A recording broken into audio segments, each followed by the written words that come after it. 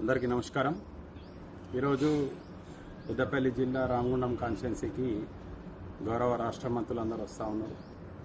అక్కడ వీళ్ళేదో పెద్ద గొప్ప ఘనకార్యం చేసినామని చెప్పేసి, ఆ కాన్స్టిట్యున్సీలో చాలా అభివృద్ధి చేసినామని చెప్పేసి, అక్కడ డబుల్ బెడ్రూమ్లు గతంలో ఏదైతే బీఆర్ఎస్ పార్టీ ప్రభుత్వం ఆధ్వర్యంలో గౌరవ కేటీఆర్ గారి ఆధ్వర్యంలో నిర్మించినటువంటి 630 డబల్ బెడ్రూమ్లను ఇళ్లను ఇవాళ పట్టాలు పంపిణీ కార్యక్రమం చేస్తూ ఉన్నారు.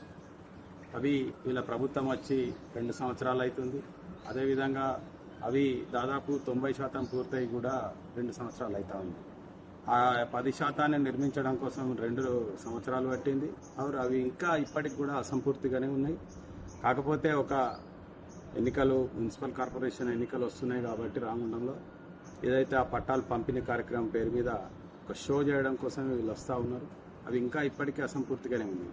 అవి ఎప్పుడో అయిపోయిన నిర్మాణాలను ఇవాళ వీళ్ళు మేము ఇస్తున్నామని చెప్పి గొప్పలు చెప్పుకుంటా ఉన్నారు. ఇది పూర్తిగా ఖండించదగిన విషయం. అదేవిధంగా మీరు గతంలో కూడా ఏదైతే అంతర్గా మండలంలో ఎల్లంపల్లి లిఫ్ట్ను మీరు ప్రారంభించారు, అది కూడా పూర్తయిన బాపద్దే. అదైతే 3-4% పెండింగ్ ఉండే, కానీ మీరు దాన్ని ప్రారంభోత్సవం చేసి వాటికి 4 నెలలు అవుతుంది, కానీ ఇప్పటి వరకు ఒక ఎకరం కూడా దాని ద్వారా నీరు పారలేదు. కాబట్టి మీ యొక్క చిత్తశుద్ధిని ఇదంతా తెలియజేస్తూ ఉన్నది. మీకు ఇదంతా ఏం లేదు. ఎన్నికలు రాగానే రైతు బంధు వేయడం, ఎన్నికలు వస్తే చీరలు ఇవ్వడం, ఎన్నికలు వస్తే పట్టాలు ఇవ్వడం, ఎన్నికలు వస్తే ఇందిరమ్మ, ఇవన్నీ కూడా మీరు స్థానిక సంస్థల ఎన్నికల కోసం ఆడుతున్నటువంటి జిమ్మిక్లు. అదేవిధంగా గోవర్కని పట్టణంలో యొక్క ఏవైతే కూల్చివేతలు జరుగుతూ ఉన్నాయి, అదేవిధంగా 50 గుళ్ళు కూలగొట్టారు.